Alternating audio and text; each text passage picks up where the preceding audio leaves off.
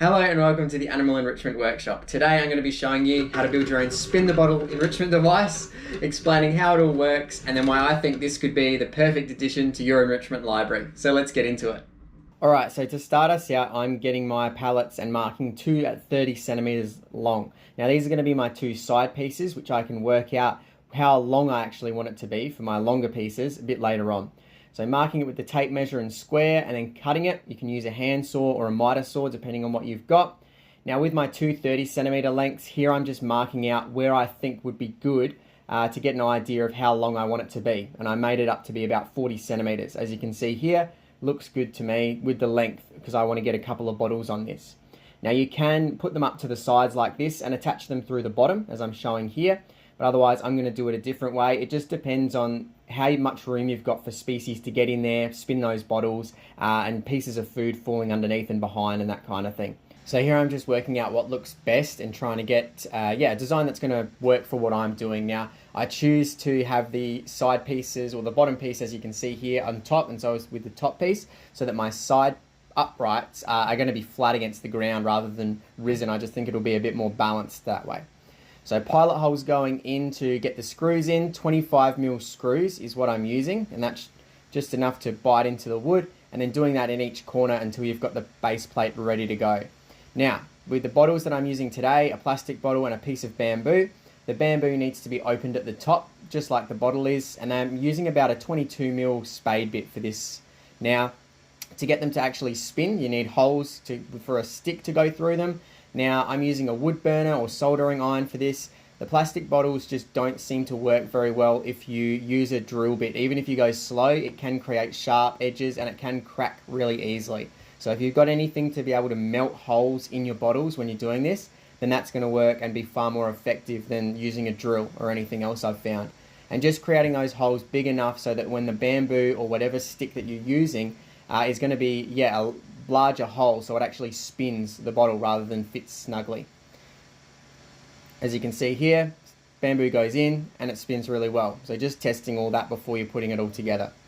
Now for the bamboo, just creating with the drill bit instead of a wood burner, hole that goes all the way through and a nice big hole for the bamboo to spin on, and then testing once again, just like the bottle, to make sure that everything's working. Through it goes, and perfect. Alright, so next step is to get the uprights ready to go. Now I've already pre-cut 2 pieces of wood at about 30 centimeters, I think it was, but obviously this can be higher or lower depending on the species you're working with and how high you want the bottles to be.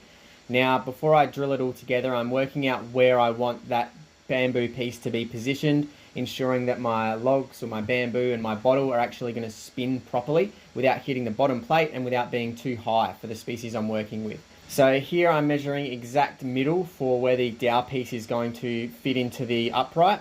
Now, as well as working out where the dowel piece is going up the top, I'm also going to be working out for the bottom piece where the pilot holes are going to be drilled so that they're actually going into the central piece of the base plate.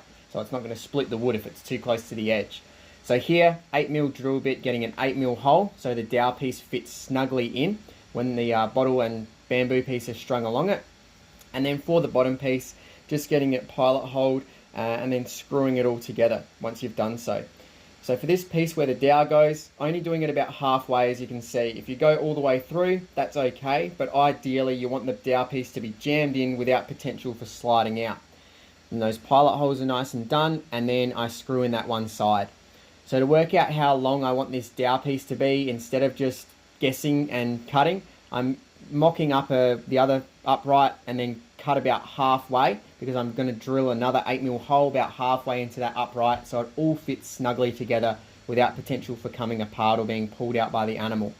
So once that's been marked and cut, put in one end, string your bottles or whatever you're using along, making sure that they're fitting on and it's all working before you screw it all together, and then getting that second upright piece, pilot holes ready to go, and then attaching and screwing, securing it all together. As you can see here, fits nice and snugly. And then finally, the last little pilot holes. Once you've marked it up and got it all nice and flush, you obviously don't want it to be wobbling around or anything like that. Nice so it's not going to fall and potentially break or anything for the animals that it's working with. So screw it all together, nice and tight, ready to go.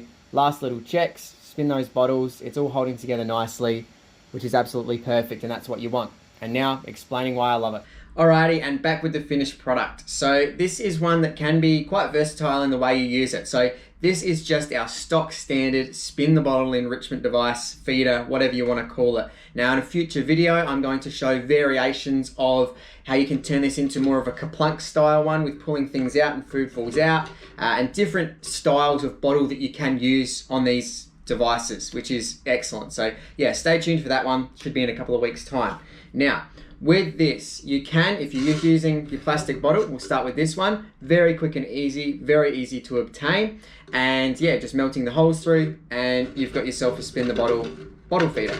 Now, as you would have seen in the construction, you've got your 2 screws here. So if you ever need to remove this to put a new bottle on, different style stuff, more bottles, less bottles, that kind of thing, you just undo your 2 screws, pull that piece off, and then you've got access to the dowel piece there, which can be substituted for a piece of stick or piece of wood, as long as it's straight enough and does the trick. Now, this particular piece I'm really happy with, because other than the dowel piece and the screws, it is all reclaimed stuff. So the bamboo I got from the green waste tip, which is perfect. I got a heap of bamboo, which was fresh and I can use for a range of different enrichment items. And the wood is from a pallet that I was on Facebook Marketplace, and I typed in, free pallets, and businesses were giving them away. Just chucked them on the roof of the car and perfect, there you go. So all of this is a pretty fresh looking pallet, which is fantastic. So I didn't pay for any of that. Now, with the bottle and or the bamboo obviously is more of a natural looking bottle receptacle. So perfect if you want to put it on display or where the public can see if you're working in a zoological facility.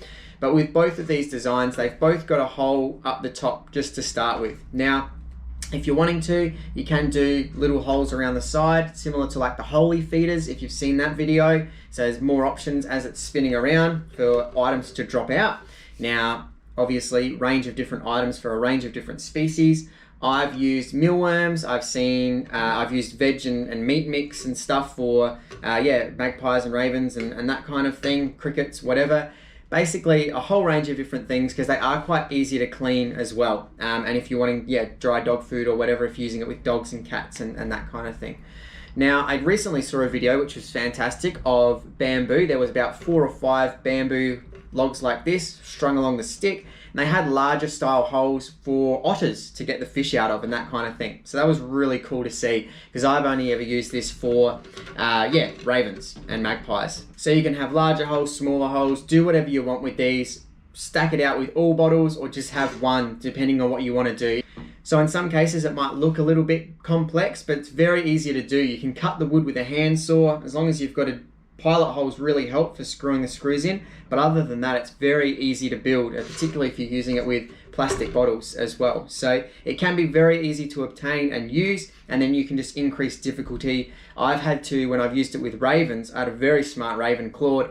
He would come along, he'd get it with his beak, put it up like that, and then use 1 foot. He'd had 1 foot down, standing up, 1 foot was holding onto it like that, and then all of them would just fall out and he'd just eat them straight away. So I'd had to screw a piece of log onto the bottom there, so it was more heavy. So when he did lift it, it just kept swinging and he couldn't really get a good grip and hold it in one spot. It was a bit more unbalanced, and so it just kept swinging around. It was harder for him to grip onto it. He eventually got there, but he was an excellent bird to work with.